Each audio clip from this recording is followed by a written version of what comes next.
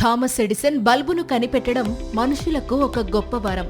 కానీ మన లోపల ఉన్న క్యాన్సర్ కణాలకు మాత్రం అదొక పండగ. వినడానికి వింతగా ఉన్నా ఇది నిజం.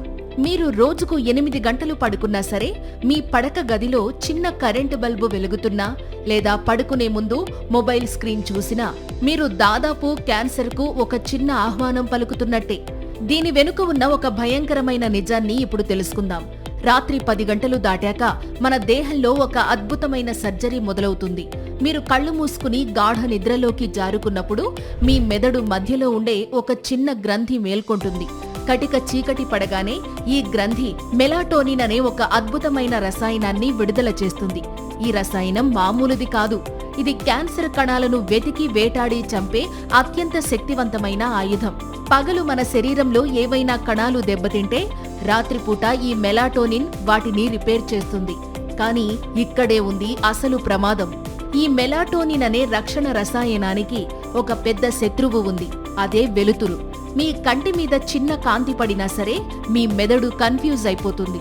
ఓహో, ఇంకా పగలే ఉందేమో, రాత్రి కాలేదు అని భ్రమపడి వెంటనే ఆ రసాయనాన్ని ఉత్పత్తి చేయడం ఆపేస్తుంది.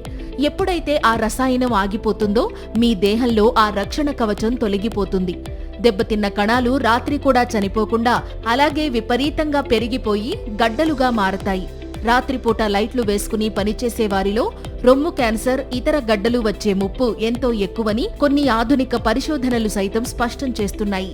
ఆయుర్వేదం వేల ఏళ్ల క్రితమే ఈ రహస్యాన్ని మనకు అందించింది. నిద్రను ఆయుర్వేదంలో దేవుడిచ్చిన వరంగా భూతధాత్రిగా వర్ణించారు. భూతధాత్రి అంటే ఒక తల్లి తన బిడ్డను ఎలాగైతే ఒడిలో పెట్టుకుని కాపాడుతుందో రాత్రి నిద్ర మనల్ని అలా కాపాడుతుంది. సరైన సమయంలో చీకటిలో పడుకోవడాన్ని కాలనిద్ర అంటారు. కానీ మనం ప్రకృతి నియమాలను ఉల్లంఘించి రాత్రి 12-1 గంట వరకు మేల్కొని టీవీలు, మొబైల్స్ చూస్తూ ఉంటాం. దీనివల్ల శరీరంలో వాతం, పిత్తం దారుణంగా పెరిగిపోతాయి. ఈ 2 దోషాలు పెరిగితే కణాల్లో విపరీతమైన వేడి పుడుతుంది. ఆ వేడే కణాలను మార్చేసి వ్యాధులకు దారితీస్తుంది. మనం వాడే ఫోన్ల నుండి వచ్చే నీలిరంగు కాంతి చాలా ప్రమాదకరమైనది.